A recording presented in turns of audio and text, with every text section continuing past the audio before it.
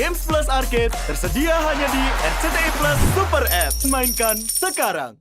Terima kasih untuk Anda yang masih bergabung bersama dengan kami, dan di segmen ini kita akan review bagaimana jalannya perdagangan di sepanjang hari ini. Di awal pekan, indeks harga saham gabungan kembali mengalami penguatan yang cukup signifikan. Dan kami ingatkan kembali, Anda masih bisa berpartisipasi di WhatsApp interaktif di 0812 di 8788 di 3723 seperti yang tertera di layar televisi Anda nantinya. Dan saat ini kami sudah terhubung bersama dengan Bapak Hadrian Maina Taslim melalui Zoom yang merupakan Head of Equity Sales PT Jasa Utama Kapital Sekuritas. Kita akan langsung sapa saja. Pak Hadrian, selamat sore. Apa kabar, Pak? Selamat sore, kabar baik Mas David. Terima kasih Pak Hadrian sudah meluangkan waktu di IDX Channel. Di awal pekan, Pak Hadrian, indeks harga saham gabungan berbalik arah menguat di atas 1% dan secara teknikal sudah kembali menduduki level di atas 7.000-an, Pak. Analisis Anda, penguatan yang terjadi di sepanjang perdagangan hari ini setelah mengalami tekanan yang cukup dalam di beberapa perdagangan terakhir. Ya, menurut saya ada beberapa hal ya yang menjadi indikasi reversal IHSG hari ini. Yang pertama memang dari 22 Desember kemarin itu ada rebalancing FTSE, ya rebalancing index FTSE. Jadi memang rebalancing index FTSE kemarin banyak kan saham-saham yang terkoreksi, walaupun memang sebelumnya sudah terkoreksi juga dari pelemahan nilai kurs kita gitu ya, lalu ditambah dari rebalancing. Nah, lalu hari ini tampak market sudah rebound ke level dari 7.000, secara teknikal ini mulai menutup gap-nya dulu nih. Sebelum dia akan menguji resistance mungkin di level 7.200 ya sampai di akhir tahun ini gitu. Baik, bagaimana dari sisi fundamental, Pak? Apakah memang rilis data inflasi PCE Amerika Serikat di Jumat pekan lalu tampaknya memberikan harapan baru bagi para pelaku pasar ketika sebelumnya The Fed mengumumkan tampaknya akan lebih bersikap hawkish, pemangkasan suku bunga tidak agresif di 2025. Dengan data inflasi Amerika Serikat terakhir melandai di November, apakah ini akan memberikan angin segar, Pak, untuk kedepannya? Ya, sebenarnya data inflasi memberikan angin segar, tentu saja memberikan angin segar kepada ekonomi ya, masyarakat investor juga, karena kan mungkin akan ada penurunan suku bunga gitu. Masalahnya suku bunga kan akhirnya forecast-nya cuma terjadi mungkin sekitar 2 kali atau maksimal 50 basis point nih di 2025 nih oleh The Fed. Nah, yang mungkin akan lebih concern dari investor adalah kebijakan nanti Presiden terpilih Donald Trump gitu. Selain dia ada kebijakan tarif, dia juga kan mungkin akan menghapus debt ceiling gitu ya, kebijakan untuk menghapus hutangnya Amerika Serikat. Nah, ini lebih dicermati oleh investor karena sepertinya akan terjadi ini ya, bisa jadi goyang di pasar modal juga gitu ya terkait kebijakan tersebut gitu. Maksudnya Pak Hadrian, sebelumnya kan para investor sempat pesimistis, Pak, pasca dari Jerome Powell akan cenderung hawkish di 2025, hanya melakukan pemangkasan beberapa kali saja. Dengan rilisnya data inflasi terbaru yang cenderung melandai, ini akan menambah amunisi nanti tidaknya, atau The Fed akan tetap bersikap hawkish ke depannya? Ya, kalau saya rasa sih tetap bersifat hawkish ya. Ini sebenarnya seperti sesuai forecast. Cuman memang ini angin segar tapi mungkin secara jangka pendek ya. Kalau saya lihat sih kalau secara pasar modal Indonesia lebih ke arah rebalancing FTSE udah berakhir sih. Jadi ini mungkin ya mungkin termasuk juga ya, termasuk tadi hawkish. Tapi ya kalau kita overall sih ini mungkin jangka pendek sampai akhir tahun sih. Baik, arah indeks harga saham gabungan selanjutnya akan kemana, Pak Hadrian?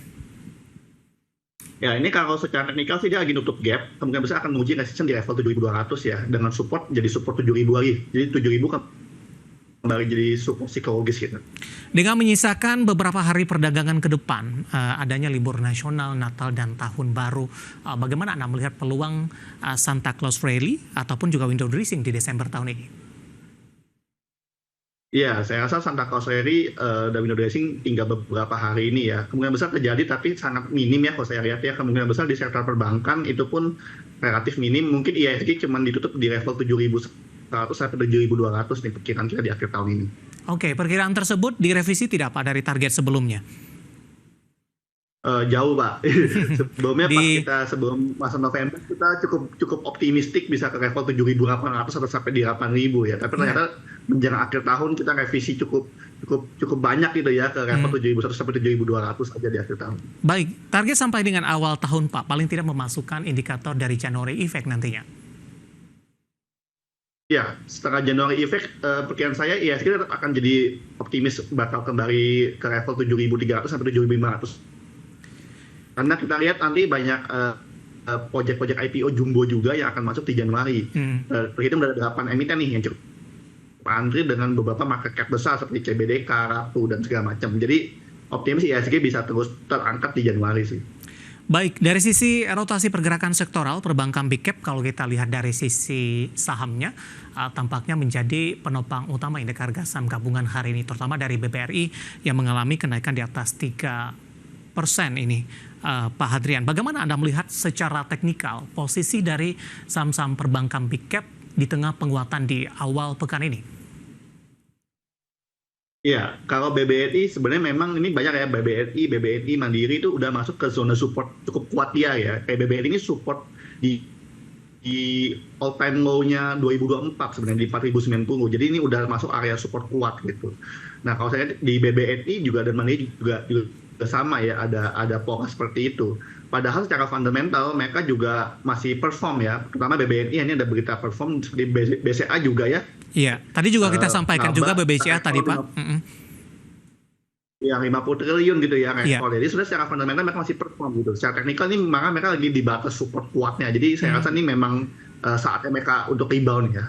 Baik, melihat ke belakang Pak Hadrian, saham-saham perbankan big cap biasanya naik signifikan, kemudian kondisi ini tidak berlangsung lama, bahkan satu hari perdagangan untuk keesokan harinya para investor lebih cenderung profit taking. Nah, bagaimana kondisinya untuk saat ini? Apakah penguatan masih akan terus berlanjut?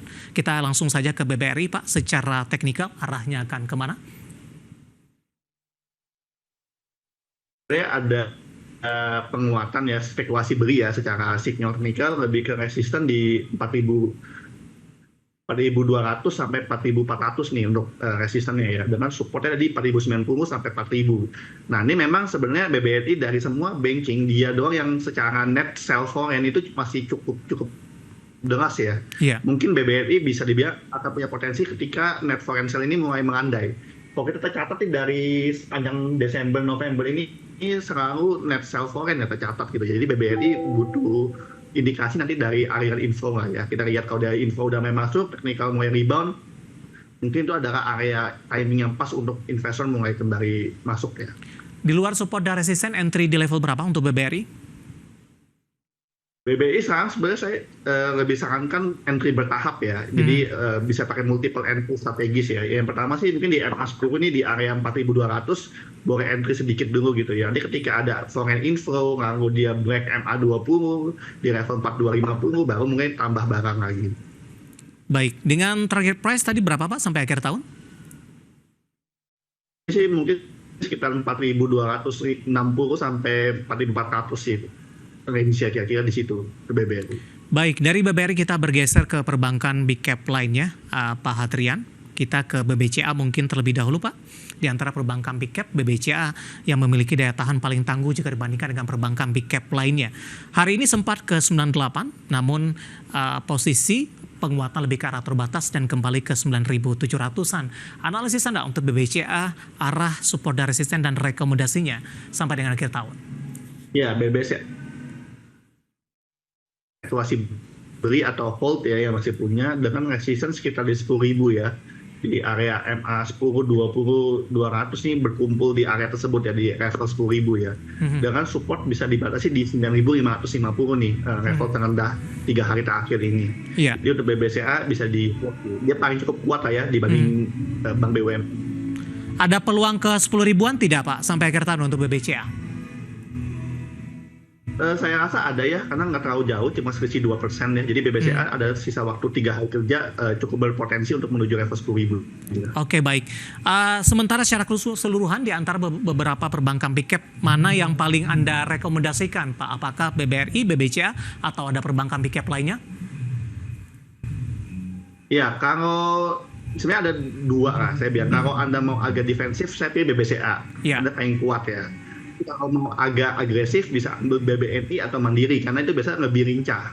Nah, kalau BBRI agak saya hindari dulu karena tadi dari 4 bank itu yang net sell foreign-nya paling besar dan masih cukup deras adalah BBRI. Jadi kita hindari dulu, mungkin pilihannya agresif di Mandiri atau BBRI cukup sama ya gerakannya, atau yang lebih defensif di BBCA gitu. Oke, BMRI di level berapa Pak? Untuk BMRI saya rekomendasikan spekulasi beli di area sekarang ya di 5.800 dengan supportnya di 5.500. Target terdekat sih di 6.100 ya sampai akhir tahun. Baik, analisis dan rekomendasi dari saham-saham perbankan big cap yang menjadi penopang utama indeks harga saham gabungan di sepanjang perdagangan hari ini. Kalau dari sisi sektor Pak Hadrian, hari ini infrastruktur tampaknya juga menjadi penopang terbesar dari sisi sektor. Ada Telkom Pak, hari ini bangkit. Kenaikannya hampir ke 4%. Analisis dan rekomendasi Anda untuk Telkom, di mana posisinya masih berada di level rendah sampai sejauh ini? Iya, Telkom technically sih ini ada sisi kayak double bottom ya di 2.500 ya patternnya ya. Cuman dia tinggal nembus neckline di area 2.800. Secara teknikal Telkom sebenarnya ada potensi rebound karena udah ada ketemu bottomnya gitu ya. Cuma memang secara fundamental Telkom ini punya challenge. Saya rasa pertama challenge-nya adalah dari harga internet yang semakin murah. Jadi kalau teman-teman rasain kan bayar internet terus mungkin 10 mega udah berapa ratus ribu, sekarang kita langganan 100 Mbps aja 300 ribu gitu ya dapat ya. Nah harga-harga Telkom di luar daerah ini makin tertekan dengan banyaknya merger seperti Indosat dengan Hutchison. Nanti ada lagi merger Excel dengan Friend gitu ya. Jadi ini persaingan di luar Jawa ini akan semakin menekan kinerja Telkom dan harga internet yang cenderung makin murah. Jadi ini challenge untuk Telkom ya dengan profit saat ini gimana caranya dia survive dan growth gitu ya. Karena tekanan penjualan kan terus terjadi nih. Technically sih mereka ada potensi rebound, tapi fundamentalnya gimana nih? Nah kita lihat tahun depan nih gimana.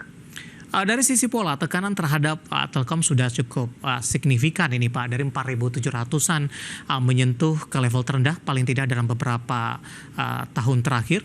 Dan sekarang sudah menyentuh ke 2.500-an. Walaupun hari ini rebound ke 26. Pak Hadrian. Iya, maka dari ini kok akhir tahun sih prediksi kita sekitar di 2.700 aja ya Telkom pergerakannya. Relatif mungkin tinggal 4-5% lagi target untuk akhir tahun. Baik, di tengah koreksi yang terjadi, rekomendasi support dan resistennya sudah Anda sampaikan tadi, rekomendasinya seperti apa? Kemudian apakah ada rekomendasi untuk level-level tertentu untuk buy on breakout? Paling tidak untuk jangka pendek memanfaatkan penguatan yang terjadi Pak Hadrian. Ya kalau Telkom sih sebenarnya secara jangka pendek masih boleh layak beli ya. Saya bisa rekomendasikan spekulasi beli ya dengan support di 2.500. Halo Pak Hadrian? Ya. Halo Mas David. Iya, untuk Telkom sih bisa di spekulasi beli ya. Di level berapa dengan Pak? Support Tidak supportnya Pak, di level berapa? Support di 2.500 ya. Area beli di harga sekarang juga boleh di 26 sampai 2650. Dan resisten di 2.700 sampai 2.050. Oke, penutupan hari ini di 2.650 menguat di 3,92%. Di mana Telkom hari ini juga ikut menjadi penopang indeks harga saham gabungan. Secara posisinya, indeks poinnya BBRI menduduki peringkat pertama dan Telkom menduduki peringkat kedua, terutama di penutupan sesi pertama siang tadi. Kita beralih ke Gotoh Pak, hari ini juga ikut menjadi penopang, sudah kembali tembus di atas level 70-an. Analisis dan rekomendasi Anda, dan kebetulan juga ada pertanyaan masuk, ada Bapak John dari Jakarta. Rekomendasinya untuk Gotoh? Ya, kebetulan Gotoh masuk saham pilihan saya juga ya. Jadi Gotoh memang saya rekomendasikan beli juga, karena apa? Masuk ke uptrend channel. Secara channel masih uptrend, jadi saya lihat dia juga tembus kembali rebound di atas MA 50. Jadi ini rekomendasi beli di area 70 ya, 70-71 dengan support di 67. Target terdekat sih bisa ambil level di 73 sampai 75 dulu ya. Oke. Peluang untuk Gotoh sampai dengan akhir tahun? Ya, saya rasa sih yang depan mata sih akhir tahun ke 73 sampai 75 ya, Mas David, untuk Gotoh. 73 dan 75. Ada peluang ke 80-an kembali tidak, Pak? Ya, mungkin di Januari effect ya. Kita harapin sih target 78 sampai 81 dicapai di Januari effect ya. Lebih direkomendasikan untuk cicil beli sekarang atau di bawah 70, Pak? Saya akan beli sekarang sih, karena kalau udah di bawah 70 secara chart dia udah patah channel. Jadi kalau mau ambil technical sih secara sekarang harga sekarang di 70 sampai 71 masih lebih best buy ya dibanding di bawah 70. Kalau di bawah 70 potensinya malah udah beda gitu. Momentumnya udah beda. Gotoh hari ini ditutup menguat di 2,90% di level Rp71 per saham. Prospek di 2025, Pak Hadrian, untuk saham-saham teknologi dengan kalau kita kaitkan dengan pembangkasan suku bunga acuan baik dari sisi global ataupun peluang dari suku bunga Bank Indonesia. Iya, suku bunga ya. Jadi suku bunga ini kaitannya bisa Ya. ke sektor perbankan, Hmm. perbankan tahu ke properti tahu ke basic gitu ya. Tapi teknologi juga termasuk. Kenapa? Karena banyak perusahaan startup. Seperti Goto ini kan ekonomi khusus ya. Goto, Buka itu kan termasuk satu digital company. Biasanya mereka tuh butuh cost of fund yang cukup murah. Nah, ketika suku bunga turun, biasanya mereka punya cost of fund dari dolar nih Ya. jadi bagus tuh, jadi murah. Nah, dengan merge-nya juga Tokopedia dengan TikTok, dengan ekosistem yang udah ada, ya kita lihat sih Goto cukup optimis ya, dengan growth-nya juga kerugiannya makin menipis nih. Tinggal dia bersaing melawan Shopee nanti di market share gitu ya. Apakah dengan merge dengan TikTok ini cukup menghasilkan gitu? Karena cukup menghasilkan, dia bisa ambil market share kembali. Secara fundamental Goto mungkin akan kembali bagus dan bisa harga sahamnya kembali naik ya gitu. Baik, Saya lihat sih review. cukup optimis ya di 2000. Ya, review dan rekomendasi dari saham-saham big cap yang hari ini menjadi penopang indeks harga saham gabungan sehingga penguatan di atas 1% dan lagi-lagi keputusan investasi tetap ada di tangan pemirsa IDX Channel. Pak Adrian, kita akan jeda kembali. Nanti juga kita akan lihat saham-saham pilihan apa saja yang Anda rekomendasikan dan sekaligus update penutupan perdagangan di sesi kedua hari ini. Dan pemirsa, kami akan kembali usai jeda berikut ini.